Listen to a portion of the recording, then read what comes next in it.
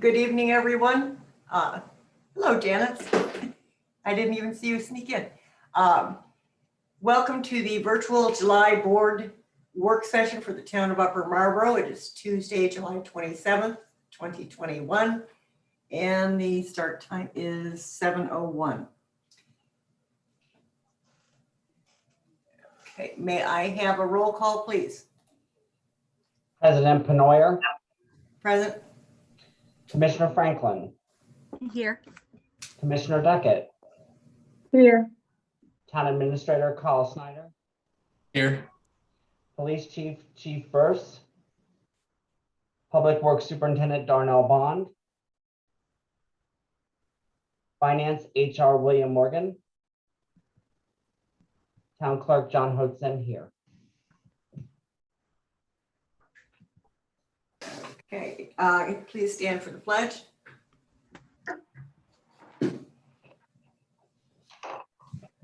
I pledge allegiance to the flag of the United States of America and to the republic for which it stands, one nation, under God, indivisible, with liberty and justice for all.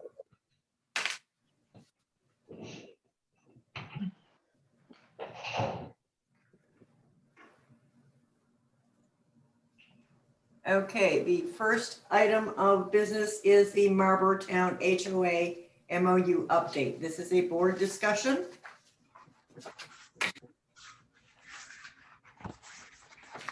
And Mayor, I can just give a quick overview. Yes, please come. Okay, sure. So as the board's aware, the town has an existing MOU with the Marlboro Town HOA dating back to 1986, right when the development was built. It's about 2 paragraphs long and covers only refuse collection, streetlight maintenance, and snow removal. And it actually only covers trash collection. It does not cover recycling, yard waste, and bulk trash that we handle already. So it definitely is time for an update. And I know we've been discussing this with the Marlboro Town HOA board for a couple years now, and they're on the call here.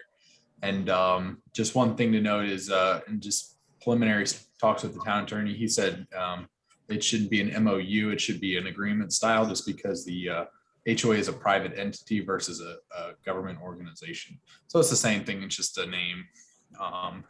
But I had a chance to meet with the HOA last Tuesday to talk about some of the things that we on the town have identified as for a possible agreement update and the concerns they had moving forward. So I'll turn it over to Monica and Maritza if they kind of want to just talk about the issues that they're currently having with the HOA or any issue and where the town could step in to assist. And then we can just have a dialogue going if that works for everyone. Thank you, Kyle. That works. Thank you, everyone, for taking the time to have a discussion with us. So pretty much the gist of our conversation Tuesday with Kyle was just a rundown to kind of beef up our relationship and agreement with, well, MOU, which will be an agreement with the town of Upper Marlboro. What we have on file currently is a little bit outdated. It's we just wanted to run a few things past the town to see if they would be if it would be something that would be possible to work on with us. So one of the things we discussed was code enforcement. Currently, we have an HOA. We have our own list of violations that we issue to homeowners. We also understand that the town also has their own code enforcement that we would like for them to be able to freely enforce without, having to come to the HOA first. If it's a town violation, I feel like the town should be able to act on it without the HOA being notified or getting the okay from us. So that was one of the things that we discussed. We obviously still have our own violation that we would continue to issue, but if it is a town violation, you should be able to act on it. I just wanted to clarify that we would like to be notified if you're going to act, but you don't have to wait for our approval to do so if it's a town violation. Correct. Thank you, Marissa.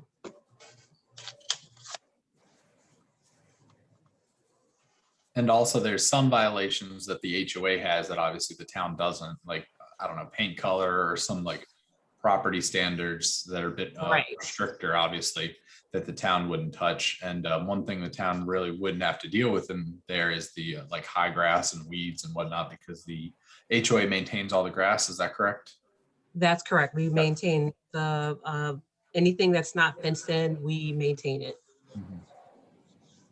Okay, will the town have a list of what your regulations are? So We can, yes, we can provide that. Okay. But I think if it's a violation for both, the town could go ahead and issue a citation regardless, right? Right, correct. We can notify them either email Mhm. email a copy of the violation over, which I think would be quicker than like CCing them in the mail or something like that. So Yeah, even just taking a picture of that green, it gets put directly that on. green tag and maybe a picture of the violation itself, drop it in an email to the, doesn't even have to go to the board, it can just go to the management company. Would that be good with you guys? Yes, And okay, that'd be, right. Thank you, Kyle. That was gonna be my question. Mhm. Okay. Marissa, since streetlights are your department, did you want to jump in on that? Gosh, if I can think of what we said about it, what did we agree? Because I can't really remember what we agreed, but we know we want to, the streetlights, the biggest thing is like maintenance of the streetlights.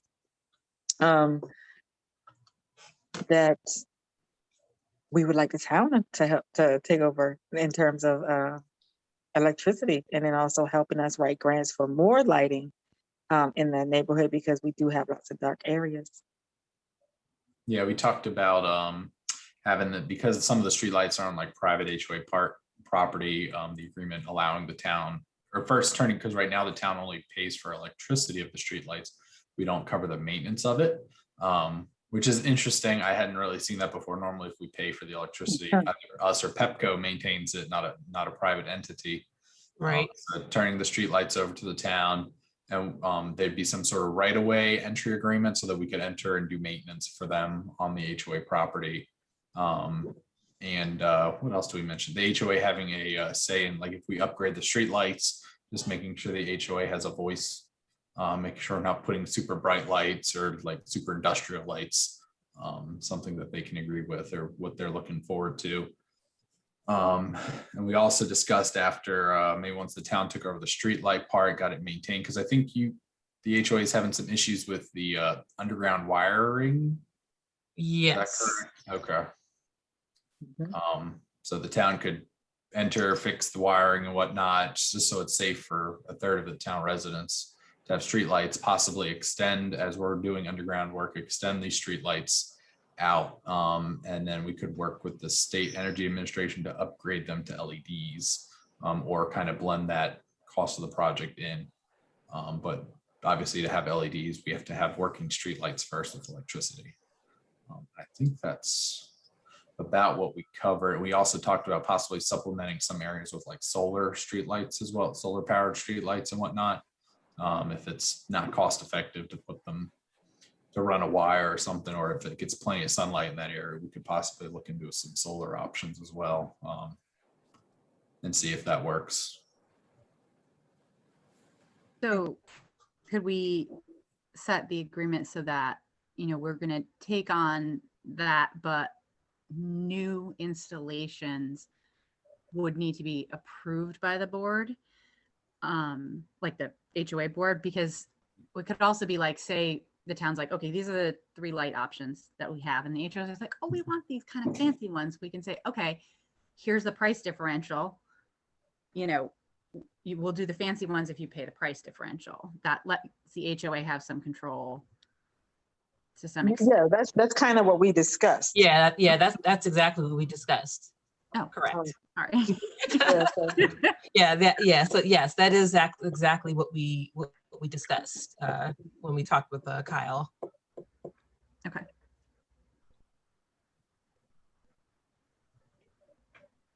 Right. services the underground wiring now? What was the The question? Who does the service on your underground wiring as it is right now? We contract electricians. Right. So the town would also have to contract an electrical firm, which we probably should already. With the amount of projects and stuff we have, we should have a electrical firm on contract. So that would be someone when we, if we do ever look for an electrical firm, someone who has some experience with that would be key. And then every year we just kind of put a budget aside for streetlight maintenance in the town budget. And that could be any streetlights, including Marlboro Town, which currently we don't have a line item for that. It's just the electrical payment. So the town has other streetlights that are underground, have underground wiring. Just Spring Branch Drive, but Pepco, my understanding, maintains those. But we could do a project, if we do replace streetlights in Marlboro Town, I think it would probably be wise to extend some updates to Spring Branch as well. Right. Because some of them are showing their age. Some of the black poles are now white-ish. So just kind of a upgrade overall. But everywhere else does have the overhead lights, not the pole lights, like Marlboro Town and Spring Branch. Everywhere else has the telephone pole mounted streetlights. Yeah, like the ones that I have Yeah. here. And Pepco maintains them. Correct. Yeah, we have there's a map that the town can go on and report streetlights out. So hopefully once we get some like evening officers or something, it kind of consists of if Darnell and I are driving around at night and happen to notice the streetlights out, or if we get a heads up, we submit that to Pepco, but we do pay for the electricity. Mhm. So during the next cycle of state grants, we're hoping to put in for LED upgrades for the existing streetlights Okay, as we pay for them. thanks.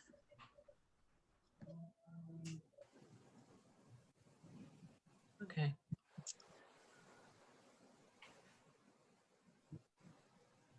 All right, and the next thing we discussed were the paving and the maintenance of the side roads in the subdivision. The side roads in the subdivision, we would still maintain the parking spaces. As far as repaving, striping, and numbering those, we would still be financially responsible for that. What we're asking for is for the rest of the road, the streets actually, to be maintained by the town as far as paving goes. And the amount of street we're talking about is probably a little bit longer than Marlboro Drive, which the town already maintains. So it's not a lot of road. It's if you put it all together, it's not a lot of road. But that's what we're requesting. And just for the commissioner clarification, the town does own Marlboro Drive, the main drag in. And we do collect highway user funds for that. And I did reach out to State Highway. We do not currently collect highway user funds for all these side streets, Marlboro Circle, Court, Grove, and Lane. Is that? I think. Yeah, there's a lane and a terrace. And a terrace, yeah. So if the town added those if they were turned over to the town through some sort of agreement, the town service them, we could get highway user funding from the state. We just have to report to the state, because when they go into their mapping software, they see Marlboro Drive's town owned and all the other streets are labeled as others, which usually are private or HOA entities. So they would just convert those to town.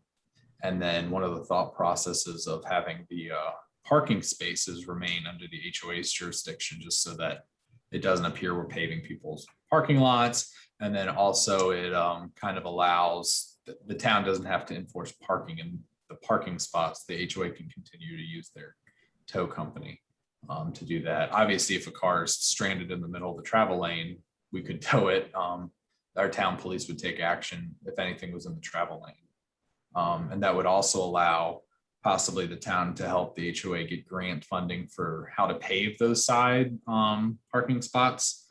You can see in that bottom right picture, kind of what we're thinking. If the parking spaces are paved differently than the travel lanes, it'll clearly show whose jurisdiction is whose, which would come with a road survey that we're about to release that RFP for, could help establish that. And then also it would just having two different pavement types would go a long way in making sure people understand which one's which. And doing things like permeable pavement or brick pavements and parking spots is a new trend because they don't see the wear and tear that the streets see.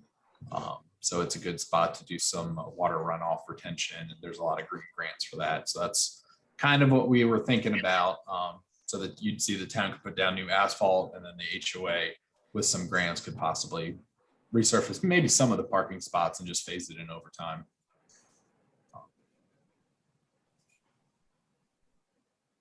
Yeah. Thank you, Kyle. So just to confirm, so you're saying that the grants that we could help the HOA with will be set aside for the paving, for any For their paving parking that spot, place. for their off-street parking spot pavements, not the, Mhm. the town can try to get our own grants for the travel lanes where people actually drive in and out of their parking spots. But we could work, because I just sent an email, we did get the grant writer awarded to us, which is exciting. So that could be a project they start with.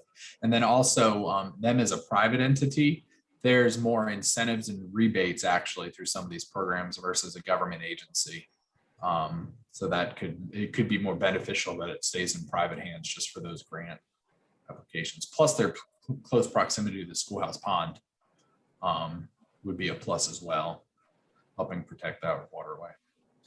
So the town would put money into it, but we could work with them to, we could have town staff kind of help out with grants if the board wishes and stuff like that, because that is a significant impact on the stormwater management of the town. Yeah, and it could be a kind of green initiative that would help the town get more grants through the green team. That's another thought. Okay. Thank you, Kyle. Oh, no problem. I think I skipped through a couple bullet points there talking through that. No, actually, no, I think you're right on time. Okay. Well, actually, you skipped over, well, I guess parking enforcement, I guess we should clarify there. If there's like a neighborly dispute as far as like someone parking in another person's spot, or a visitor that's parking in another homeowner's assigned parking spot, that would not fall under the town. That is still an HOA matter for us to deal with. So that would, we're not requesting that the town, for that to be turned over to the town. So any kind of dispute with the parking assignments or anything like that, that still falls under the would fall under the HOA. So we would more get involved in the same way we would anywhere else. Like we wouldn't police what people are doing in their driveway unless it's really That's the perfect way to put it. So to treat it like a driveway. So if there's something going on in someone's driveway, that's one thing. Obviously, if there's a car in the not the driveway, but the section where the town is the owner, then something could be enforced there. But we want to keep the actual parking space an HOA matter. And we should, because we're also going to talk about this recreation opportunity areas. Mhm. So the parking kind of will need to tie into that to some extent, because if we have a path, because we had discussed maybe having a path from the back of Marlboro Town to connect to Schoolhouse Pond. There is one already, but kind of making that nicer. We want to have a way so that people don't come in, decide to drive in and park in Marlboro Town, so they don't have to pay meters downtown. Like that we'll have to figure out how we're going. Yeah, that's kind of gray there, because it's like we're asking the town to take over certain parts, but then we're going to say, oh, it's private property. We don't want someone to come in and just park in a visitor spot and then walk over to the town to avoid paying for the meter downtown. Yeah, that may be something we have to tackle when we actually get through with the park and whatnot, but just to put that on mental radar for us all. Definitely. Okay, so I guess we could jump to recreation. Sorry. Oh, no. That was a perfect segue right into the recreation areas. We did talk about the town possibly having more community-specific events. Maybe you come out and meet your town board member, also with the HOA. You guys could set up a table, the chief, mayor, anyone that from the board would like to come out and just have a quick meet and greet, and maybe a little more frequently than once a year. Just a little bit more interaction, we're just trying to kind of integrate with the rest of the town. So it's not, us and then the rest of the town. a little more working together. So maybe A just little more community. yeah, exactly. A little more community. Yes, exactly. Thank you, Commissioner Duckett. So that was one. I know it's not specifically listed here, but we did discuss that. So that's something we discussed. And then Kyle had some pretty good ideas for recreational opportunities that we discussed. Yeah, we talked about, we apply for the state DNR grant every year for community open space and playground, so we could use some of the open space, I think down near Marlboro Circle, especially where we were maybe thinking about having a pathway that connects it to the schoolhouse pond. The town would have to enter in a joint use agreement for the land, because the land has to be public. So if the town entered into a separate, and so we'll have one agreement with the like standard operating procedures day to day with the HOA, but then for some of these projects, we may have to have separate standalone agreements. Like if a playground or a trail or something, that they would kind of be separate standalone agreements with them, which we would do normally, like we have done with the Board of Education for the playground, the Town of Upper Marlboro playground here next to Town Hall. We have an agreement with them. But we talked about, I think, playgrounds and a pavilion. No, the pavilion. That's right. A pavilion and picnic area. That's what we covered, correct? Yeah, so we kind of envisioned that back in the Marlboro Circle area where you were talking about, that's where we came in. We started to discuss this joint use agreement, and that's where it does. We have to work that out because Yeah. Exactly. It could be something that the town can maintain, or the town, if someone wanted to rent like the pavilion or have a picnic, you just have to go through the town or something first. Reservations or through the HOA or something. We just have to, those are some things we have to figure out. But And we I could could, have like a lower rental fee for residents, so that would connect the community, because residents might say, oh, I'm going to rent that pavilion for my birthday party. And then you would interact with people in Marlboro Town while you were there. exactly. So we discussed that. And were there any other, do we talk about the playground at all? Upgrading the playground, or lighting at the playground was the other. Yeah, so it was lighting in that pavilion area as well as at the playground that we talked about. That was the concern that we had, is that, it's very dark in those areas. So if we were going to have anybody coming and using them, we needed some lights, and especially in the night when we wanted people to not be there. Exactly. And we could put timelines for when people could like dusk to dawn or something like that, and the town police could kind of enforce it that way. It's not the HOA board having an issue. The residents can always know just to call an emergency to get a town officer if someone's having a big party at the gazebo at midnight or something like that, versus the HOA having to police that. Right. And There could also be some kind of just gate that opens and closes. When police get in the morning, they open it, they close it before they go home, or at dusk, whatever. Just because you would probably access it if you were driving to access it, and we were going to put like parking for town there, it would be off that lane, so you would be able to put some kind of gate there.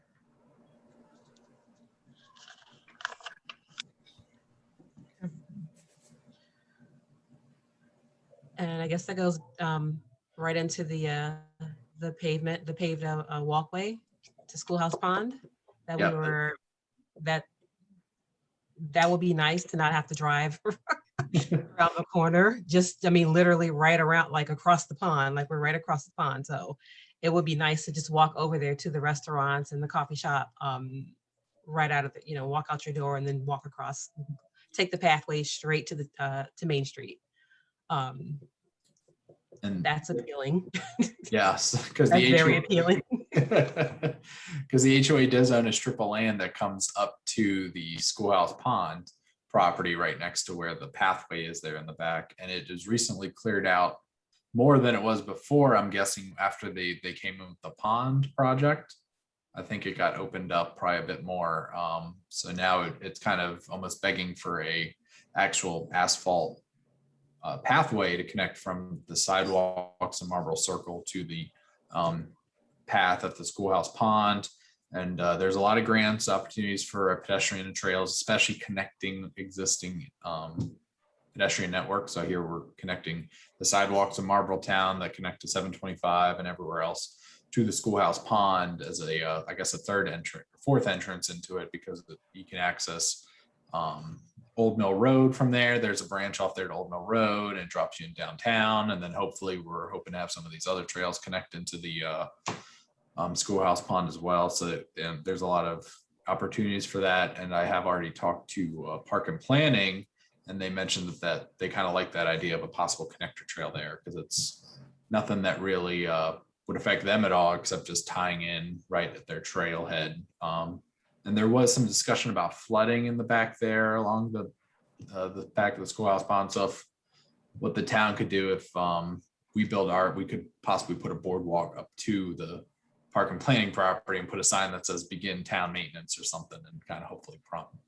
Park and Planning to do the same, kind of raise the path back there as well now, because it floods now that the Schoolhouse Pond is the water levels where it's supposed to be at. But that would be a joint agreement the town would enter with the Marlboro HOA, have a survey come out, stake the actual plot where the trail would go.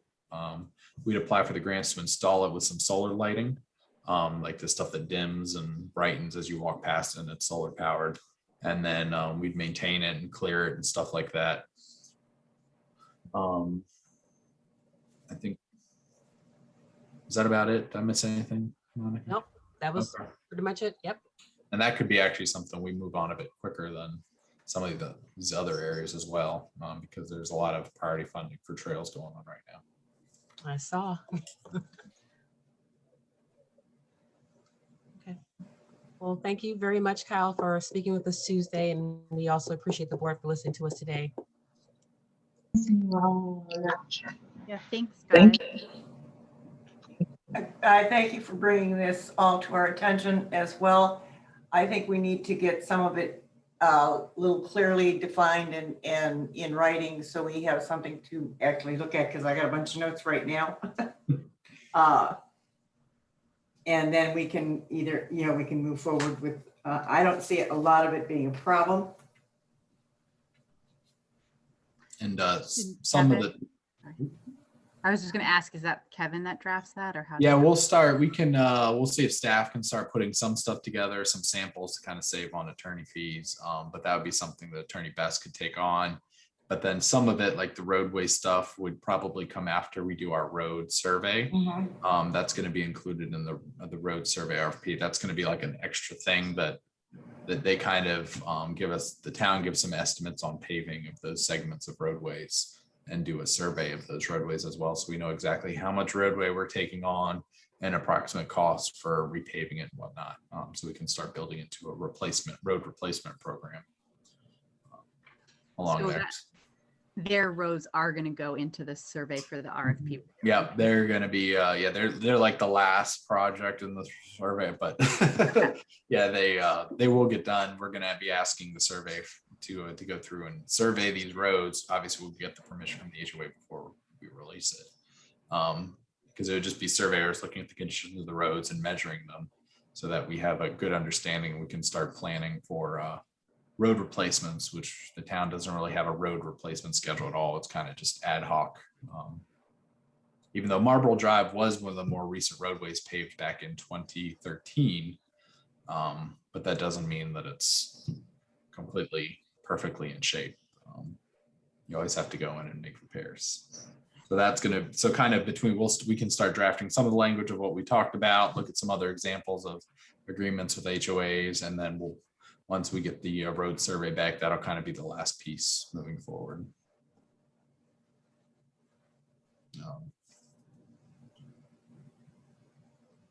So we can put a placeholder in for that and get everything else together. Does that sound good to everyone?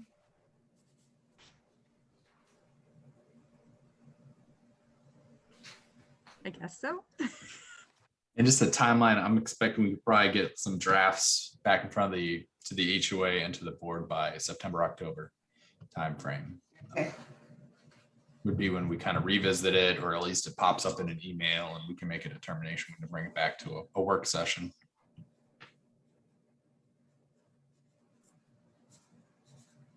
The road survey will go out when?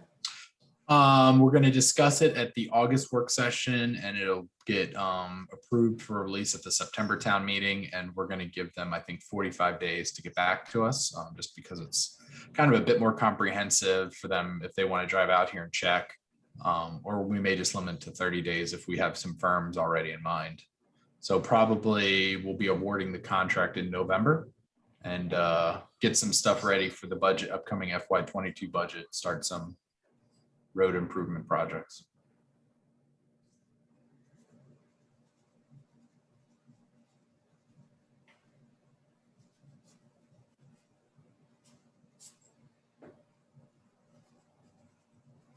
Okay. Any other discussion on this topic?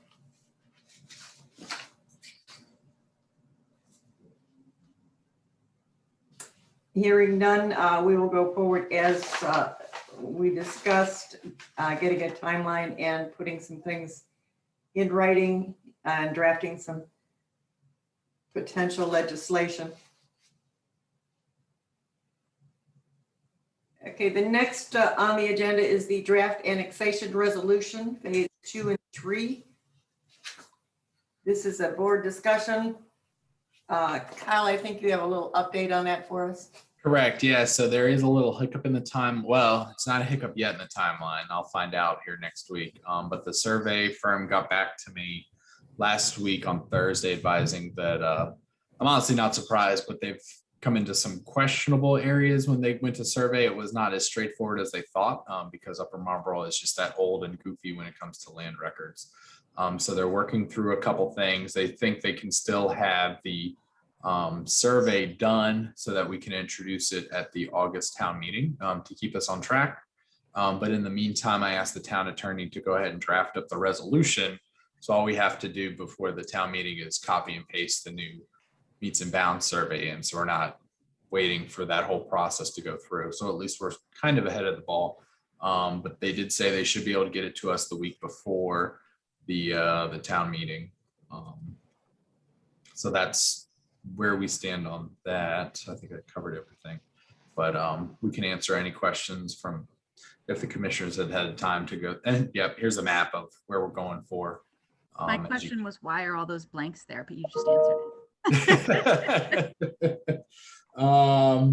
Yeah, that's just where I guess that's Where they have to fill in the survey stuff. Exactly. Yeah, the survey, I guess, because Kevin's drafted a couple of annexation resolutions, so he knows where the survey stuff goes into those resolutions. But they were saying the survey firm was the big thing is they're not really worried about like the internal stuff. What they're working on is the actual boundaries of the annexation. They have to get each property in their meets and bounds survey and tie them all together. But it just gets a little weird, especially like down, they had some questions like down your Route 4, are we taking in William Beans Road or are we not? I told them we didn't want to, we were just taking the Route 4 right away. We didn't want to take William Beans Road right now. But there's just some small questions like that they'll probably have for me this week and next week just to finally clarify. And then they'll be able to get everything to us before the August town meeting. But I had been checking up with them twice a month. And as of the July 6th, they did tell me they were on track to get it to us last week. So I was kind of disappointed that I had to wait till Thursday of last week to find out they were behind. But they're very apologetic. I got them on the phone yesterday because my Thursday was interrupted a little bit. Just a little bit. But I was able to talk to the head of that department yesterday, and that's where they gave me all the updated information. Okay, well, we're still on track, so if, is there any other discussion or any question on this particular item, the draft annexation resolution? We will be seeing it again, hopefully complete, at the August town meeting.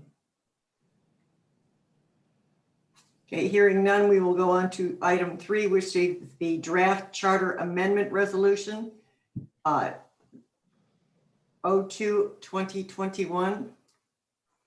This is for a board discussion. And honestly, Mayor, from the staff's perspective, the big thing we're looking for here is to make sure that's draft charter amendment resolution addressed all the changes the board wanted to see. I know we were kind of splitting up some stuff now versus later just because of the timeline. But if there are any items that any of the commissioners wanted to see included or that were not changed by this resolution, let us know. We can work with the town attorney and redraft it. But it did cover the big thing like 3 to 5, moving the election date, authorizing up to 5 supervisors of elections, and moving some language about purging voters who haven't voted in 3 set of general elections. Yeah, and just some minor changes that Kevin caught as well. It does address the age-old 10 signatures, and we will not be drafting anyone who does not wish to. Yes, that is the part where we always have that issue. I think that Yes. is in November authorizing. Yep. Requirement, the clarifying the requirement to file both a candidate statement of candidacy and a nominating petition to run for municipal office. So beforehand, it was kind of interpreted differently. Which I don't know why. It's kind of clear the way it says it now is that if you want to you put a petition for office and you also have 10 qualified signatures, which is pretty routine. It depends on the size of the municipality, how many signatures you get. At 600 or 700 people, I think 10 is sufficient and seems to be on track with the other municipalities, but this clarifies that that's correct. That's something we get held up on the past 2 election cycles, I think. In every special election Yes. in between, and used to drive David crazy. And then this will be coupled once it's introduced after August. We're going to jump right into the elections ordinance, which really gets into the nitty gritty of how an election's handled. That's where there's more confusion. So just clarifying it, broadening the, I think one thing I need to check in here to see if it extended election hours. Give me one moment, please. Yeah, I noticed those. That were- was my question. So I think we're all thinking the Oh, same no, thing. That was my question. I see is that 7 a.m. to 9 p.m.? Mhm. It actually still says a minimum of 4 hours. So that, Yes. yeah, so we'd want to put so that the actual hours can be set in the ordinance. But I would suggest we raise the minimum to 10 to 12 hours. And we can, the ordinance can always extend it higher, just, yeah, we don't want anyone going from midnight to 4 a.m. elections or something like that. But I think we need more hour. We need a way for there to be more hours. I think looking most municipalities do a 12-hour election schedule from like 7 a.m. to 7 p.m. Mhm. John shaking his head, yes, I'm not making that up. So that catches the morning crowd, the lunchtime crowd, and the evening crowd. And then also another, just extending the broadening of the elections is the ordinance also would talk about the mail-in ballots and the procedure for that as well. Yeah. Would be where we put Yeah, it. Yeah, I think that would make a lot of folks happy because I think what I was hearing was that many people wanted to be able to vote before they went to work, so that they're not rushing back. So I think that's going to be huge. And that's a big thing of increasing election judges too, because prior we only had 3, so you really couldn't take a break for 8 hours. So now having 5, you could have, it usually takes 3 election judges at our current size to kind of run the election. So that could be 2 on a break. and kind of alternating through. Yeah, and I think we've had the Board of Supervisors of Elections, but we haven't recruited election judges as a separate thing. I've been poking some people in chat saying, would you do a few hours? So I think we may be able to get enough people to do it. But I do think we should leave open the option to say till 7:30, or because I know sometimes at these meetings, people are like rushing back from DC and they hit traffic or whatever it is. But if they have the morning hours, it's just something to think about. Maybe not changing the ordinance, saying the hours fall between 7 a.m. and 9 p.m. They don't have to be those hours.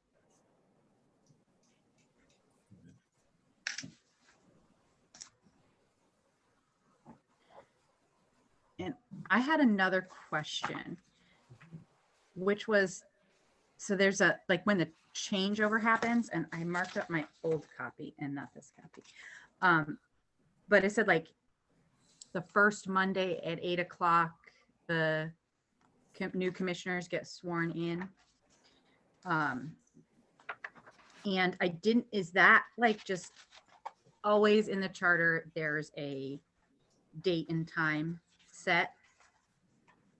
Yeah, the way the current charter is written, that's why it's the open meetings has definitely thrown a curveball into that. That's another area where we have a hiccup, is that we have possibly a whole new 3-person elected body completely separate than the current elected body that's supposed to meet and choose the president, separate and not in a town meeting. So this change, if I understand Kevin's changes correctly, he's actually merging that into a town meeting, so that they're meeting in public to make the actual board vote. Right. And obviously, depending if like most of them are like newly not current elected officials, they could meet separate. Like if we're going to 5, 2 are current elected officials and 3 are new elected officials, you could meet kind of at the coffee shop and figure stuff out, and then come to or talk amongst each other to see who's going to be the president / mayor, because we haven't changed how that's decided yet, because that's more of a structured government thing. But it just he moved it into an open meeting versus kind of a closed door in someone's living room, the way it was written beforehand. Okay. And I mean, you need a time that the power changes from one to the other. I guess because so I'm thinking like, what if you have people like, I know people who are on committees and they don't come to this meeting because they're like, I work on Tuesday nights, like always. So if one of those people wanted to run for office, then I think the board would then need to think about like what meeting days work. But theoretically, if you got elected, you can get your 8 o'clock night off to get sworn. Yeah, yeah, that's why he changed it to the second Monday of Right. December, for the purpose of, so he did change it to the second Monday versus the second Tuesday. Yeah, but then you can have a meeting. But the only current stipulation for the town meetings is that the board meets once a month. It doesn't say what time or day. It's just kind of been traditional when it's established. But Okay. I'll have to ask him about that if that's.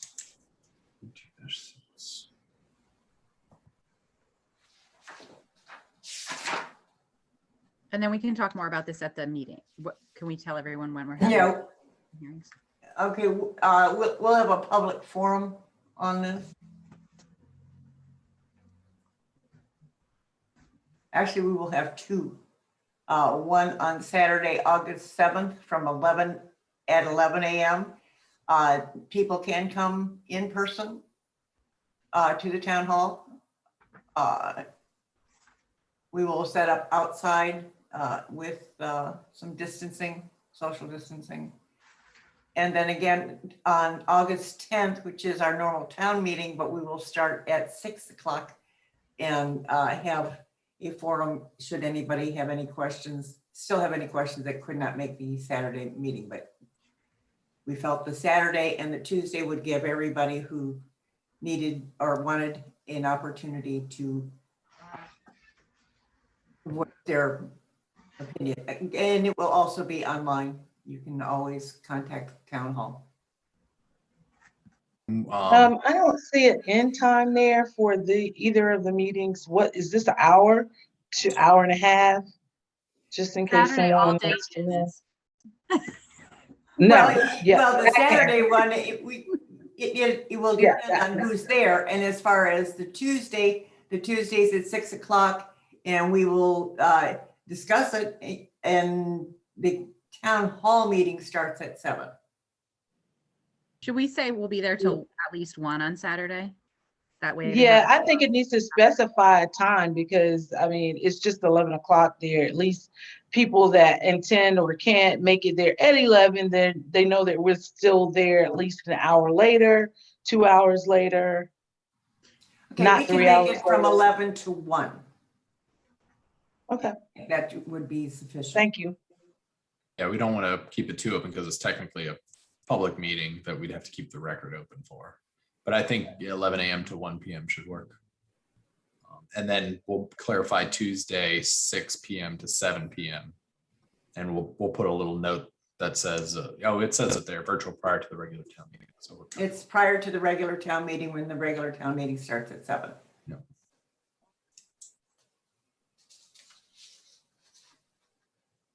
And we're going to be mailing out these notices, and either when I get back or before I get back, I'll be working with John to set up an online portal so that a copy of the chart amendments on the website along with a Survey Monkey or something.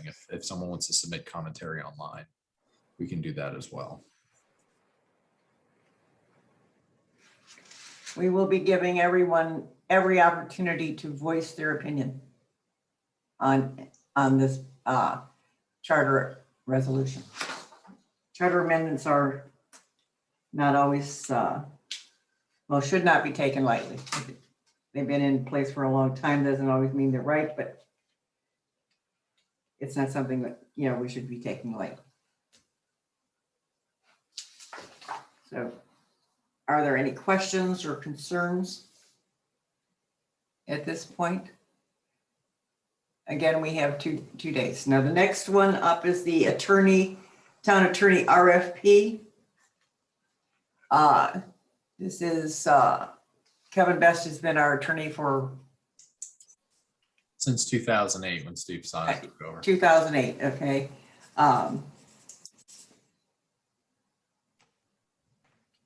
We are doing a request for proposal for a town attorney. That is no way reflects the fact that we don't like what he does or anything. It is just good practice to put out an RFP. We haven't done one for the town attorney, like I said, for quite some time now. So this is just our due diligence, so to speak. So if there's any question or comment on this. What I would like is a consensus of the board as to go ahead and put it out there. We don't necessarily have to vote per se, but we do need a consensus of the board to go forward.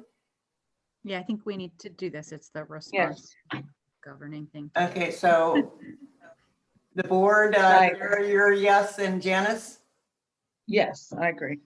Okay, so the consensus is to go forward with the RFP for the town attorney.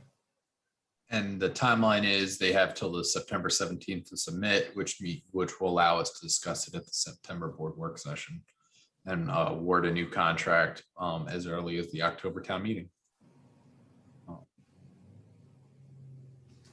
We'll go ahead and we'll post this tomorrow statewide on the town website and whatnot. Okay, next on the agenda is the Public Works truck lease agreement. I don't know which one of you want to go first, Will or Darnell? Okay. I think that'll be me. Well, as you all know, we're looking to get a larger dump body vehicle for Public Works. And this is mainly for our bulk day operations. But as with just about everything we get for Public Works, we're asking it to do more than one duty. Asking it to be for bulk, also for salt and plow operations, just things of that nature. We can also use it for different landscaping tasks if need be. Let me see here. Okay, both current quotes are here. Okay. So the quote from Chesapeake Ford, that is completely outfitted with everything except for, if I'm not mistaken, lights, amber caution lights, a backup camera, and our badging. The quote from Upper Marlboro Ford, just so they could sort of get this quote in quickly, they just did a quote just for the base price of the vehicle. And that's with us figuring out where to buy our plow or our larger salt spreader and our lift gate. We're currently awaiting a third quote from Coons Ford. Normally getting quotes for vehicles is not an issue, but right now during the pandemic, steel prices and all of that are just like the prices change every day. Not only that, there's a chip shortage for vehicles, so pretty much we're faced with buying whatever the dealerships actually have on their lot or what they can easily access. Sort of the push as far as getting the truck right now is if we don't get something that's currently within stock, we're looking at maybe mid to late 2022 receiving a truck. And that puts us at just about a year of annexation without it. I know some people may be saying, why do we even need this? As it currently stands right now, especially during the warmer months, our dump body truck is making 2 to 3 runs to the landfill or Maryland Environmental. And that's just one day. It's quite often that we have our dump body truck, both pickups and both trailers attached. So that's time with all of the public works employees out of town in the event that there's any type of emergency. Also, that time increases because the 2 trailers have to be offloaded by hand. And normally the person who's driving the dump body stays behind to sort of help. With this, we should be able to sort of phase out the current dump body for everyday use, just because simply because out of the 2, that's the smaller vehicle. Is more economical to use that every day. And as we bring in new team members, they will need a vehicle to be placed in. And as you know, we have currently 2 pickup trucks and that dump body.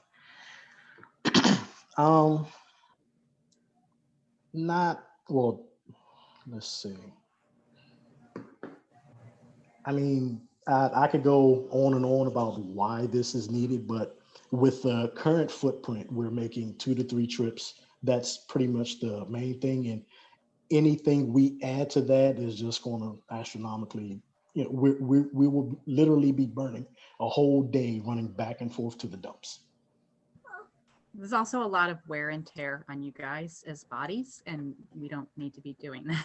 Yes, and Can I point that out? showing up to the landfill anytime after 10:30, 11 o'clock, you're there for at least an hour to an hour and a half, just trying to get weighed in. Wow. And additional resources with gas and all of that. Yeah, I mean, clearly we can see with annexation, it's definitely a need. Okay, the 122,000, both of those are for an F-750, both those quotes? Yes. Okay, now, I know we've discussed this before. The 750, does that require a CDL? No, it does not. And that's another unique thing with this. Our staff would sort of be getting familiar with a CDL style vehicle without having to have the CDL certification. because this truck will be equipped with, well, depending on which way we go, it will be equipped with air brakes. And it's rated right up to 25,999 pounds, which is just shy of 26,001 as far as CDL qualification. And this would be the first diesel truck we've gotten, correct, Darnell? The first diesel in the current fleet. The current fleet, okay. Mhm. And we could still get diesel from the current pumps at the Showplace Arena. Yes, the only thing that we would have to buy outside is the DEF fluid, the diesel exhaust fluid, which we can buy in bulk. Okay, now the Upper Marlboro Ford is that $89,000 figure. Have you got a general idea of what it's going to cost to outfit it with everything that Chesapeake has on it? Yeah, just looking, if we go independently, just from what I've seen, it's roughly 30 to 35,000, because the plow and spreader that they're looking at for this thing, that's, if I'm not mistaken, the quote was 29,000 by itself. And the tuck under lift gate, I would imagine, is another 5 to 10. So it's about the difference, but we might save money by bundling it now. Yes, I think the only cost savings we would have in this is, one, if we buy it already configured, or two, if we just staggered what we got for it over a few years. But one thing that I think, if we went that route, one thing that is kind of non-negotiable, so to speak, would be the lift gate. Oh, Because that's what saves you having to do it by hand, right? Yeah, Right. that deck height is I'm 6'2", and it's a little under shoulder height.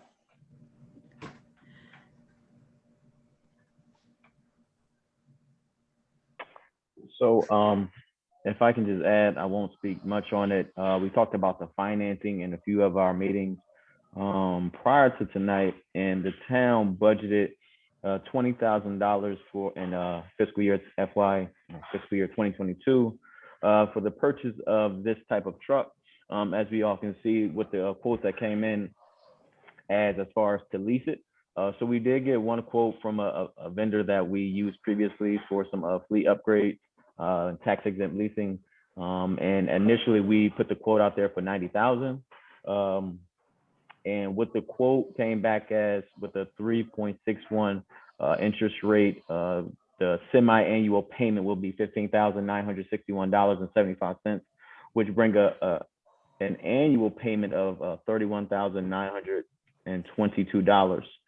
So roughly is about, I would say roughly about $4,000 to $5,000 additional of what the payment would be or what the financing company would receive over the 3 years. And we weren't able to get the number, over 90,000 just yet. I did reach out to some other vendors to try to get a quote on what those numbers would be if we went with the Chesapeake Ford, just to try to get a better average.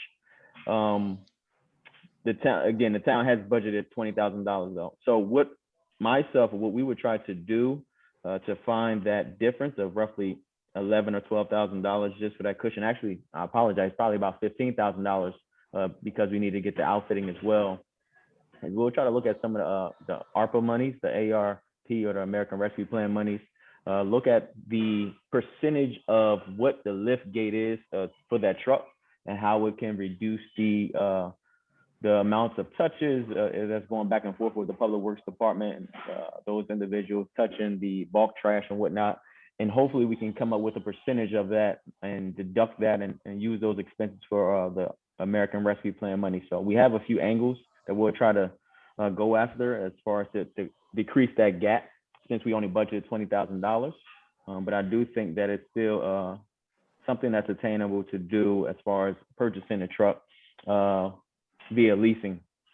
Now, if we are not able to lease, or we can't find our ways of the money, I think we do have to find a way to hopefully be able to push the entire cost on to the American Rescue Plan. I know that's that's something that's probably a bigger push or bigger conversations that need to happen. But those are some things, some of the options that we've been looking at thus far. Well, quick question. We only have to make one payment this fiscal year because the first payment is 6 months in, and then I guess 6 Yes. months after that would actually be the next fiscal year. Yes. We have So- 20,000 for one payment this year. So we actually, based off the 90,000, we have like a comfort of or a cushion of 4,000. Is that?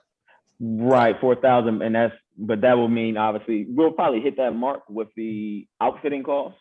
But you are right, Kyle. This initial quote is for arrears, meaning it'll be 6 months. The first payment will be 6 months after we sign on the dotted line for this leasing agreement.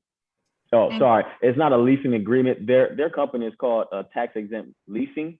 Well, so it is some form of a leasing agreement because we're financing it, but it is for the town to, of course, to purchase once that financing agreement is final. And sorry, the tax money from the annexation will be coming in the next fiscal year. Right. Yes. Okay. Because I mean, well, we need it, but also we really need it because of annexation. So, okay.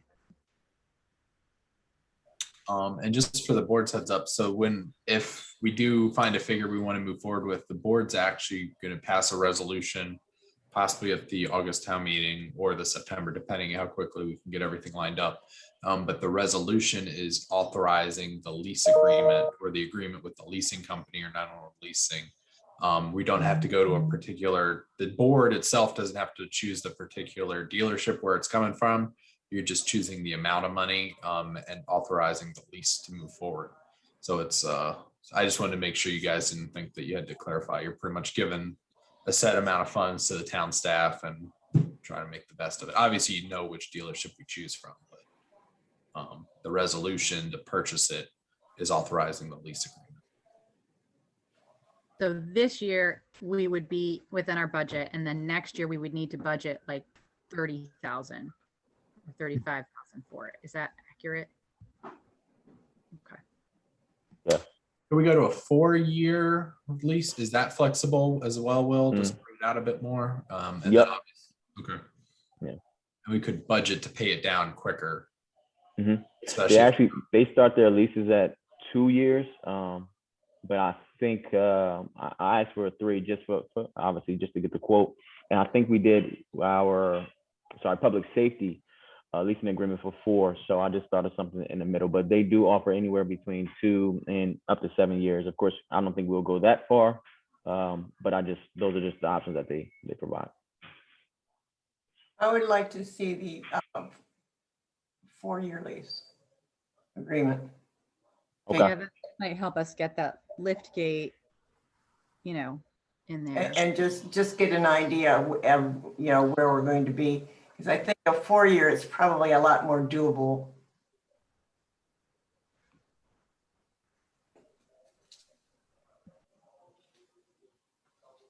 And just my personal opinion, get everything on it.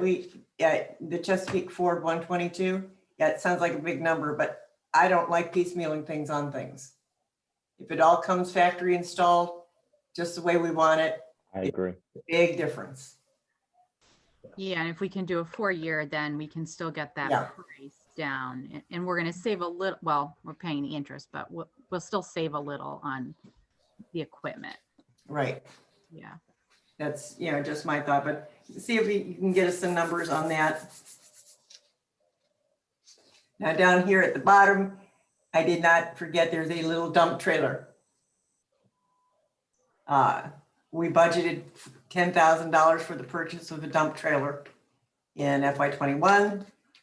Mr. Bond has a quote for $11,521, and we would like to move forward for approval via a resolution at the August town meeting. Got pretty darn close there, Darnell. And actually, a month and a half ago, it was at 10,009. So just with the increase in steel prices, every month or so, it jumps about $400 to $500 for the trailer. And could you just touch on why? I think we only have the one quote, but it's from a reputable company, Darnell. I just wanted to You to speak on that. Yes, just speaking with some other directors on the types of dump trailers that they have.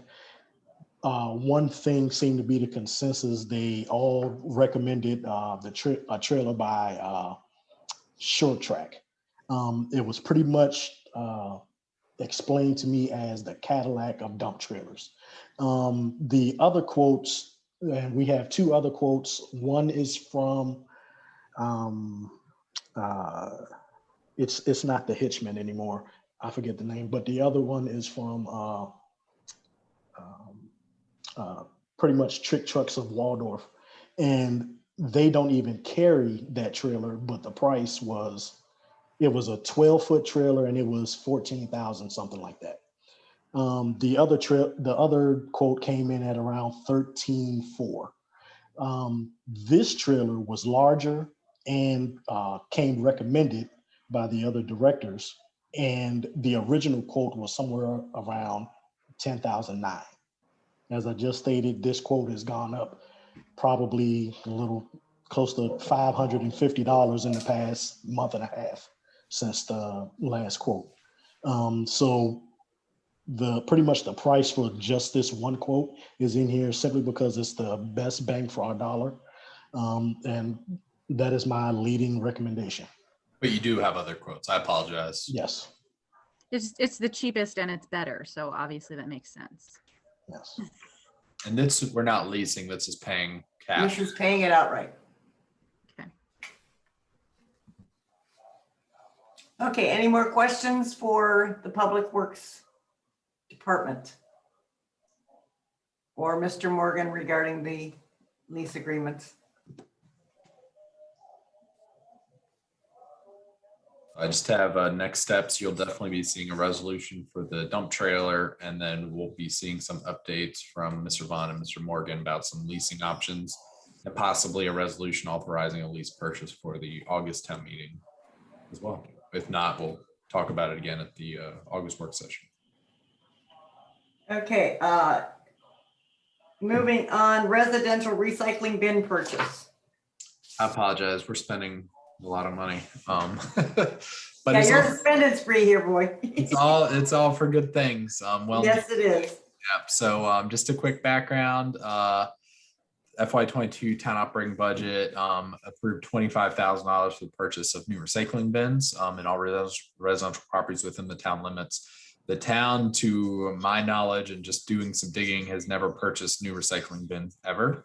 The last time we purchased any was when we purchased the ones from the county back in the late 2000s, when we took over the recycling program from Prince George's County and brought it on ourselves. We just purchased the bins at a couple dollars a piece from the county. They were already used, so they're at least 10 to 15 years old. The recommended lifespan of these bins is 10 years. So with this purchase, we begin a replacement schedule for these. I reached out to the refuse contractor because they're the ones that are picking the bins up every week. And they strongly recommended Toter, and that's what a lot of other municipalities use as well. I actually haven't found one that does not use Toter here in Prince George's County. So I got a quote from Toter for 500 bins. Now that's about 300 being issued out immediately to current properties with residential properties within town, with 200 as backup. So if one gets hit or something, or as we annex up to 200 properties, which I think the first phase 2 and 3 annexation, we're annexing around maybe 20 residential properties. So it's not a huge drain yet. But that's $21,911.52. So it's under budget of the 25,000. But we would have them. I'm still working on design. I kind of put a concept on the side. Some places do the town seal. I think our town seal is a bit too elaborate to be stamped with just white. So I would just recommend the town of Upper Marlboro and then like recycles or some sort of catchy slogan. And then the serial number in the front, because each property will be assigned a serial number bin so that we can track where they go. And when they're issued out. And then the other cost that would be associated would just be outreach material, postcards going out to residents. Hey, we're going to be passing out new bins. This is the plan. And then when each bin's delivered is kind of my vision to have some information on recycling, how to recycle a fridge magnet or something, just so that each one's delivered, you can get it.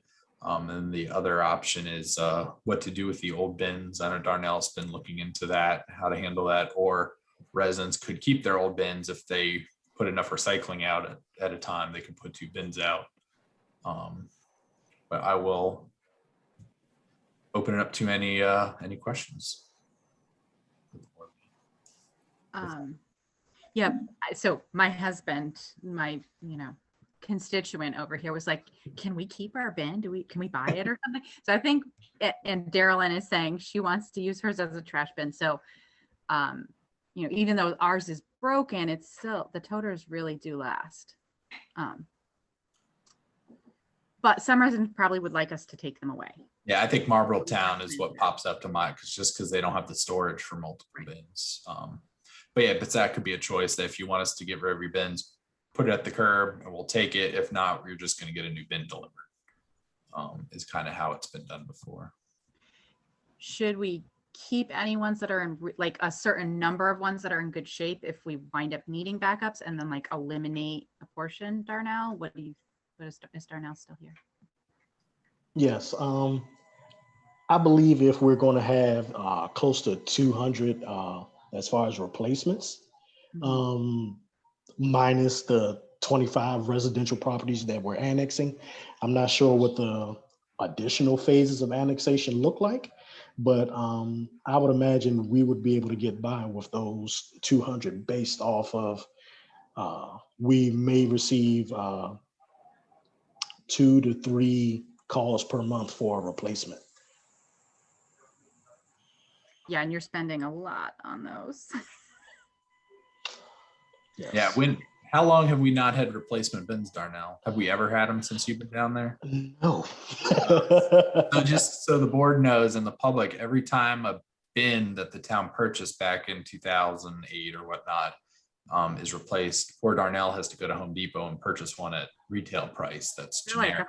$100. Yeah. Yeah, and and provide them. So that's why you may see a couple different versions of recycling bins out there. So this will be a good clean. So we have the capacity to house the additional storage bins, the ones that if we decide to, well, the ones that are going to be collected, what are we doing with those? Or are we keeping some for like events and things that occur and we need to be able to, we can use those for other things, at least a few.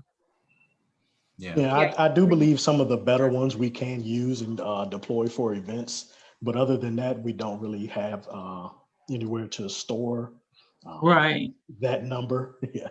So I am trying to reach a few people within the county just to see what they do with them as they pick them up. Is there any way that they recycle them, or just what they do with them? Mm-hmm. Excuse me, but could we offer them to some of the smaller businesses that maybe don't have a recycled larger bin? we wouldn't be able to pick it up, but they could have it I mean, as their own, Yeah. Right, just for their internal if they figure out right. those of it. And Darylyn from the green team is asking about repurposing. So maybe the green team can talk about that this month too. Research it. I know a few business areas we could put a few in. And we have discussed deploying some around the business areas. So Yeah. it depends how many get turned back in and what shape they're in. And what shape they're in. Because if they're in good shape, it sounds like a lot of residents may just keep them and use them as, I've noticed some towns send out stickers that say yard waste, so you can use it for yard waste and whatnot. Well, I know you're not getting mine. Yeah. I don't think we want to do the yard waste because we don't have an actual trash truck that collects yard waste. So it'd be poor public works trying to lift these 64 gallons over the side. But that's, as we annex and grow, and maybe we do get a trash truck, that's something to consider in the future, but I don't think that's a use Darnell wants to do for them now, right? Public Maybe works we could do people an are people. arts council Listen. project. Maybe we could turn it into an arts council project, paint a bunch of them white and Oh, that would be so cool. Imagine that. like a contest, like a resident paint your trash can contest. Right, that would be so cool. So maybe we get a paint sprayer, paint them all white as a baseline, and people come pick one up, and businesses display, I don't know, yeah, it could be a recycling incentive as well. Let's put the committees on it. Yep. Yeah, that would be cool. Carolyn being the representative. Yeah. Carolyn, you have a project. Okay. Well, thanks for all the work on that, Kyle, and thank you for bringing it in under budget.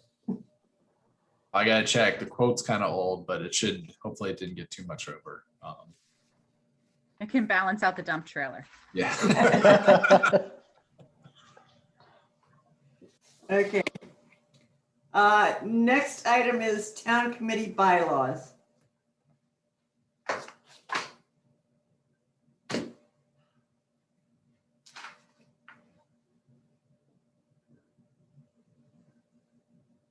I questioned, I brought this up, Sarah had mentioned the doing oversight as far as the budget was concerned. And when I pulled the bylaws for the committees, I came to realize that we started it and never finished it because of the series of events, let's put it that way.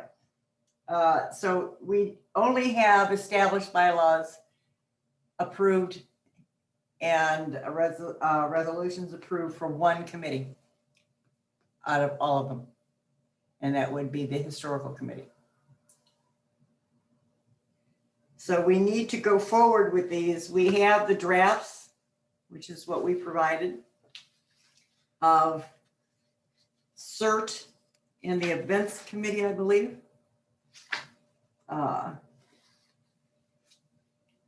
We will need, rule of thumb is any committee that we are giving money to needs to have bylaws. And we need to do a resolution for. So that would be the events committee, CERT, the Arts Council, Green Team. I am unsure as to why trunk or treat is separated and not part of the events. I think when Will initially separated it, I was like, why is it not? But I think because it's a bigger event, in the same way Marlboro Day is, that requires a lot of town, if that's correct, Will, I think that's why you had said that you wanted to keep it out. So we talked about getting that number right and balancing that with the other events. Right. It's not a committee. It's a specific event that we have broke out because it was a larger event within the budget. But it is still under the events committee. Okay, which would be the same as miscellaneous town government events. Well, Yeah. some form of, because that was a little bit of like Marlboro Day and a holiday event that was going on at one point, like during the Christmas month or holiday month. So that's where we broke out some of those bigger events as well with the town. So I wasn't sure if they're necessary, if the events committee has any say so or any kind of doing within those town hall government town events that we put on, but that's why I was broken out. I think it was because the town sometimes put on some random events, so we wanted to have some town, like the town staff, like I don't know, like a town hall dedication or something like that, where it's maybe not exactly the events committee is a part of, but it's the town, and then plus that can kind of be used to cover some of the other events as well. Correct. Yeah, if the commissioners come up with an event, you know, like. Okay, so we essentially need bylaws from the events committee, the CERT committee, the Arts Council, and the Green Team. Events made by, well, they're here, right? Well, theirs is here. Yeah. There are some things that I personally feel we have to have in every one of the bylaws. That is who the board, what consists of their board of directors. A minimum of a 3-member board. Also, I don't need or town doesn't need to have a meeting minutes every month. We can structure it like the historical committee. They meet, they have a formal quarterly meeting where it's Robert's rules, it's everything, and they also provide the town with minutes to that meeting. Everything else is a planning session in between. That's acceptable. We should run that by John, because when we were doing the events committee meetings, because I was on the board that formed at that time, Dave said that anytime we were making a decision to spend town money, it needed to be recorded in the minutes. Is that because that happens at like a lot of meetings for events? Okay. Then you would have to go to an open meeting every meeting. If you're going to do that. See, the historical committee only designated those things at quarterlies. I think it also Able to do depends on that. the amount of money planning to be spent. Right. I mean, we spend under 500, department heads have the ability to spend under $500 for their budgets. Everything else has to go before the president. So that's also something taken into consideration, is the amount of money planning to be spent. But that could be, yeah, I don't know if John has some thoughts about that or something. We could ask the town attorney or Will, because it's financial. We could ask the auditors. I mean, they don't have a board and haven't been keeping minutes, because mostly up until the last few months, it's been, hi, how's everyone doing? Can we plan any events? No, bye. Most of the time when money is allocated to the committees, a lot of times what will happen is that the committees just, they submit in their minutes. They'll put in what they've been spending. Also, they provide a report Okay. at the end of the year that then showcases what they've actually spent during that time. So it kind of accounts for all the money that's been allocated. Okay, so if That's they what have I've a seen before. quarterly meeting where they put That's that, correct. No, okay, but the money's already been allocated by the commissioners, so that therefore they can then move forward. They don't have to keep coming back and forth to ask you all for permission to keep moving things forward. Now, if it was something like a huge event where it's going to cost X amount of dollars, yes, they would have to come before you and it would have to have a formal vote. right. Which is why I think too, Marlboro Day and Trunk or Treat are split out separately. That's what I'm thinking as well.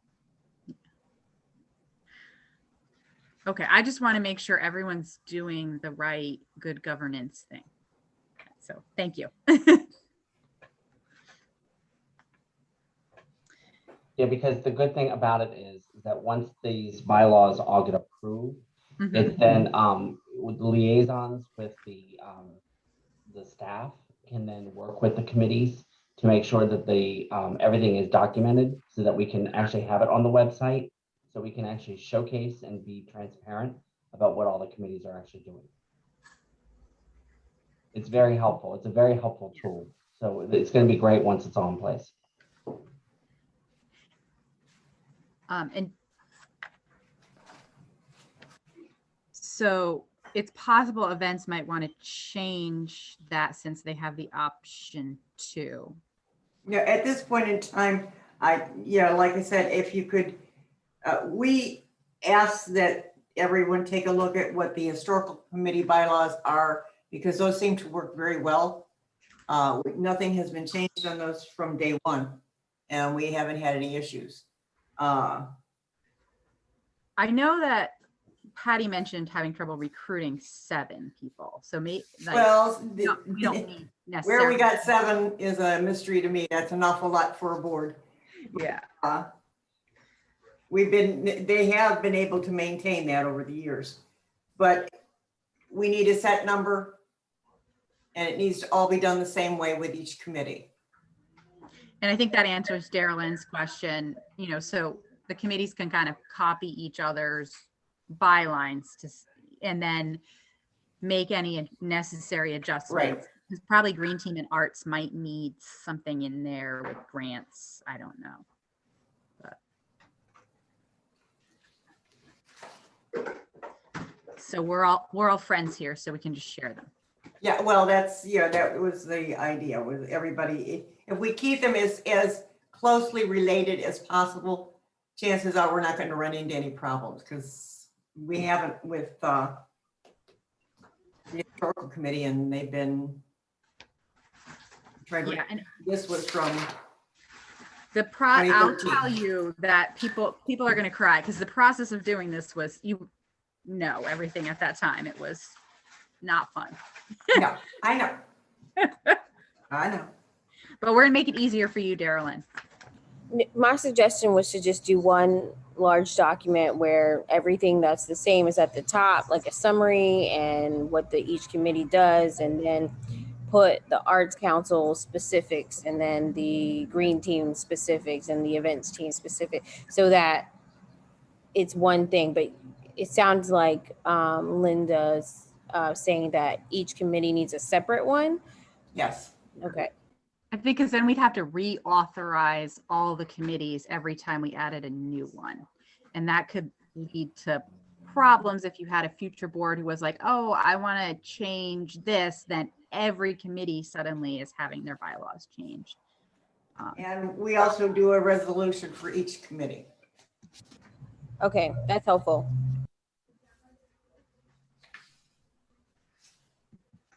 So separate bylaws for each committee, a resolution for, we do a resolution for each committee.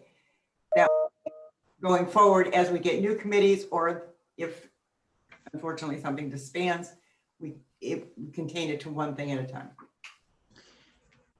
And I think John's point answers my question about financial oversight. So the reason I talked about having the events budgets come to me or to Will before they're going out is because having planned events and been the one going, no, guys, calm down. We can't spend that much money. I'm like looking at some of the committees planning events. And I'm like, how are they going to get that in their budget? So I don't know, how, like, if it's just town staff has to say like, okay, how's your budget for this event before we start buying things?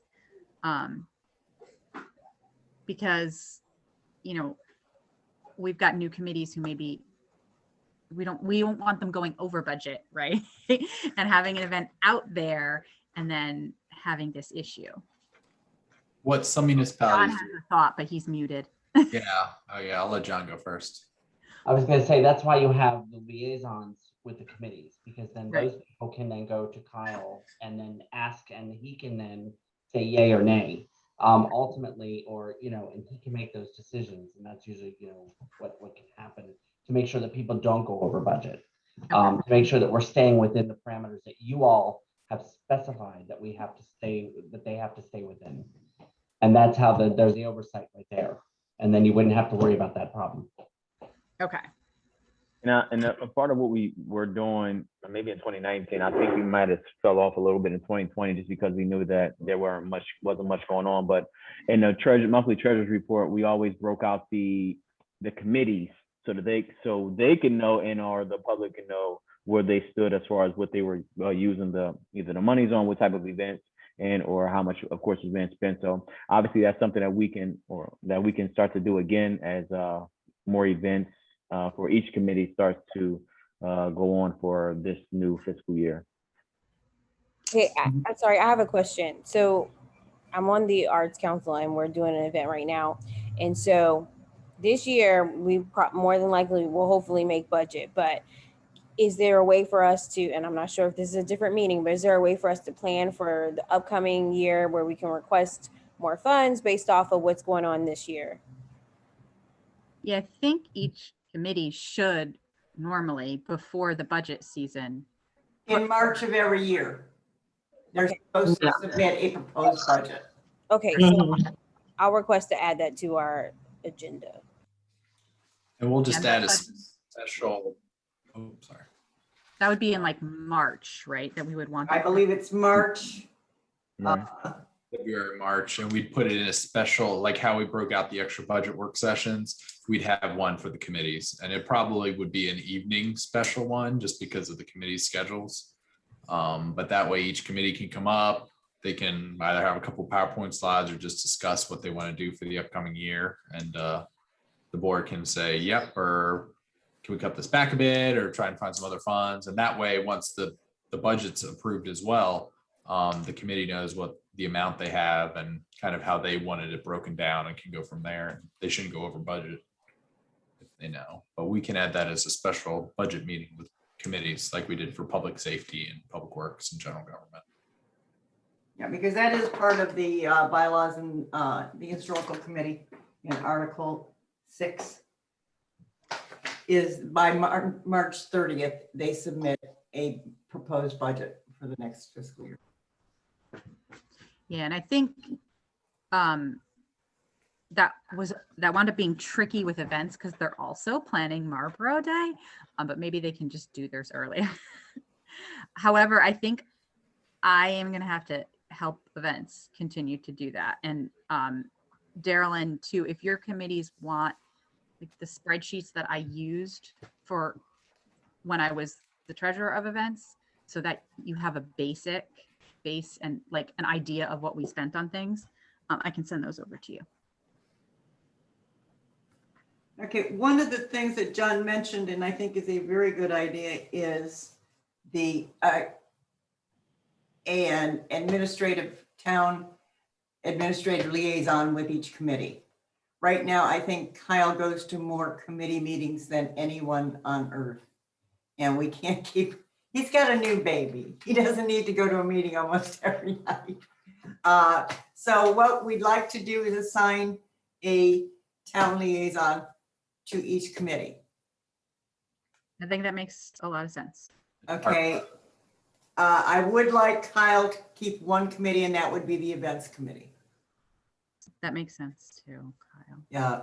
So, and the CERT committee chief already kind of goes with that. That kind of goes hand in hand with chief. John, if you would take the historical committee. The arts, the green team, I would like Darnell, if you would, or is he gone? I'm I here. think Okay, I was gonna say, am I volunteering him or not? If you would work with them, Okay. and then we have the Arts Council. You want me to take that? If you, well, I've got you with Sustainable Communities, though. Oh, with the, okay. I can take that. And John, would you want to work with the Arts Yeah. Council as I well? can work with the arts. Okay, then that, John, just do 2. Yeah. If he's willing to do that, that would be great. I'm willing to do that. That's fine.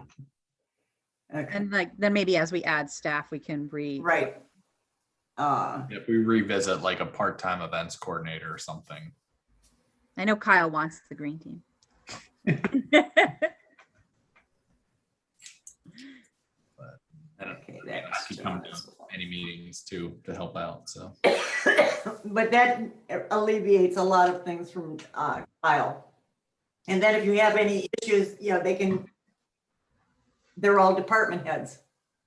So And so during the biweekly touch base, bi-weekly, we can always discuss talk it. about the events, because So it that's works. what I have. Events has this communication form that Mayor Tonga had us filling out so that we could submit it. It's still maybe a good idea because Alonzo just sent me a message like, hey, you're having a movie night. Can you tell me what's going on? So it's this form that says, okay, we're having an event. Here's what the event is. Here's what we need from town. Here's what staff we need. Here's what we need from other committees. And so that might, I know it's extra work for when we're having an event, but it really helps have everyone on board with what they need. And then also like when CERT needs something, you can communicate more clearly with them. Well, the good thing Well, I also, think that's just, Oh, go ahead. I'm sorry, John. Go ahead. No, go ahead. Go ahead. No, you No, finish. I was just gonna say, I think it's just good to just have some standardized forms on hand. I don't know what, John, what you feel about that, but that's my idea. I agree with, I think that's a great idea. What I was gonna say, one thing that's good about the liaisons also is the fact that like check requests that can be filled out. The liaisons can do that. That way Will is not getting inundated and having to deal with all of that logistics. So the liaison can handle the check requests, they can handle the orders like through Amazon, making sure that things are getting done. And that was one of the things that's always been good about those liaisons is they really serve the committees and they really have an important role so that it's not inundating, of course, your finance director or your town administrator, giving them more work. Yeah, because Kyle is overloaded with committees right now. Yes. And I agree that the standardized forms are perfect. That's a great idea. And we I'll can come up with send you the one that I can't remember who developed it, but I'll send you it and then you can maybe modify it, make it better, or say it's awesome already. What? I'm happy to do that. Yeah, I think it just looks good. So as we go forward and each committee meets, we're looking at least at the same thing so that we can keep it. Sorry, Mayor. That's okay. Any other questions or comments on this particular item? Nope. Okay, next up is General Commissioner and Administrative Staff items. Anybody have anything to add? I emailed you guys both just saying that I wanted to start being out in the community, talking about the vision plan. I was going to, snag a table and a banner if we have one from town hall and just kind of pop up in different places and also make sure we're at the events. And I got a kind of 4 themes, basically like residential issues, safety issues, economic development, and recreation. I have cool titles for them, and I'll come up with a neat way for people to, put a sticky note or put a dot to support things and have it kind of be fun. So I don't know if you guys want to do with that, or if you just want it at events, you'll also be there. So I'm happy to do it. So I think if it's going to be done, I think it would be good to be done as a unit. But if we could, since we're all on the same page, but I would like to talk about it a little bit more offline. Okay. Before I can. For Yeah, time but purposes. We have Kyle, do you remember who they were, the placemakers? It was through Park and Planning. You try to remember the exact company that came out. I know we can find that out. It's just been so long since we talked to them. It was well before COVID. That does exactly that, what doing, but more at events, which is what we talked about earlier, doing it at the car show, for example. That would be a good place to do it. You'd get a lot of information. A lot of townspeople go to that particular event because it is very popular with the townspeople. Mhm. Very walkable. So we'd get a lot of influence in information at that point. Mhm. And continue to try to do it at other events like movie night. Yeah. As far as doing it during the day, I'm happy to do it as well. I know that's harder for Janice. It's harder, but it's just not that I can't do it. But yes, it is harder because I work a full-time job. But I'm going to say that I think it's better to be targeted and make sure that I agree with the mayor that we're doing it in places where we're going to have the most touch base and most impact with the community, as opposed to just like a pop-up is a pop-up, but then people don't know exactly what you're doing unless you have a lot of signage. And then, I think it needs to be impactful, and we need to be using our time wisely if we're going to do it. So it needs to be a little bit more structured, I think, as opposed to just a pop-up. Okay. Yeah. Again, if we can get some things going along the lines of community for lack of a better term, block party in each community. Mhm. We can do that there as well this fall, because that's the better time. Like I said, we stopped doing our length of circle in August because it just got too hot to survive it. I think that falls under miscellaneous town government events. So.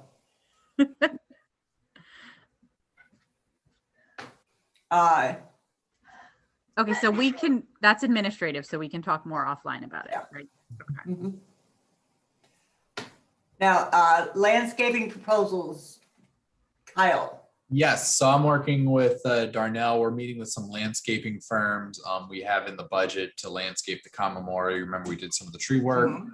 And then we're going to start at the common memorial, how we can do that, native plants and whatnot. And so we can get a couple designs and proposals for the board and the public to consider as well.